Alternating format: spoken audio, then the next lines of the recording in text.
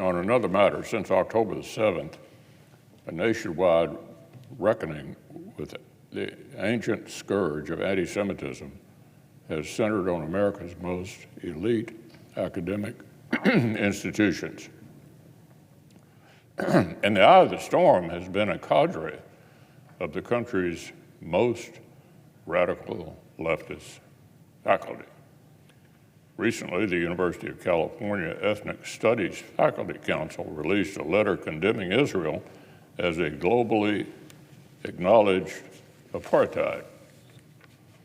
The council called the UC system's official response, which correctly identified the butchery committed by Hamas and Palestinian Islamic Jihad, irresponsible. And it claimed for itself the mantle of moral authority. Well, of course, tenured Marxists do not have to worry much about real-world consequences. But university administrators, recruiters, fundraisers, and students, oh, they do. So in response to this faculty group's terrorist propaganda, one member of the University of California Board of Regents published a strongly worded letter of his own.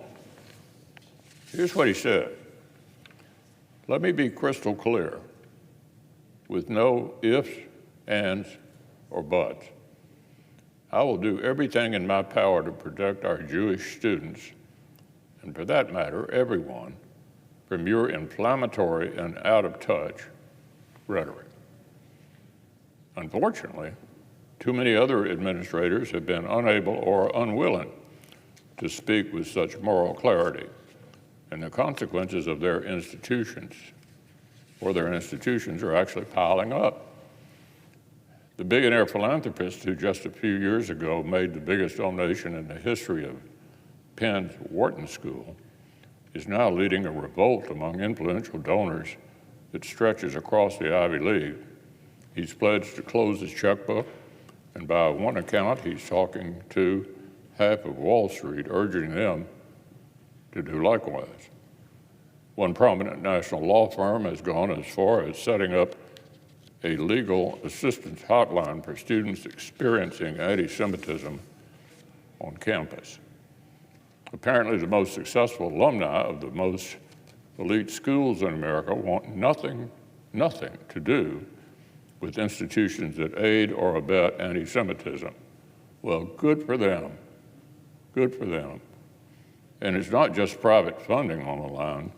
This week, the Secretary of Education called a play from his Republican predecessor's playbook and told major universities that he was willing to use Title VI of the Civil Rights Act to withhold federal funds if they permit anti-Semitic discrimination on their campuses. Of course, the Secretary couldn't help but couch his warning in, quote, both sides, end quote, rhetoric about Islamophobia, as has been the Biden administration's practice for the past month.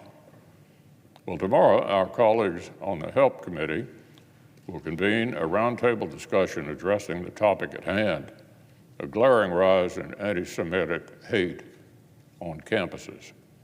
I'm very grateful to Ranking Member Cassidy for leading this effort to highlight the legal responsibilities universities have to protect Jewish students.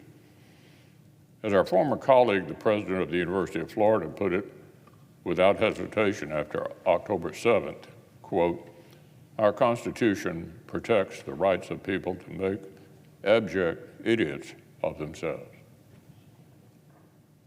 Fortunately, the Constitution also protects our right to condemn these people in the strongest possible terms.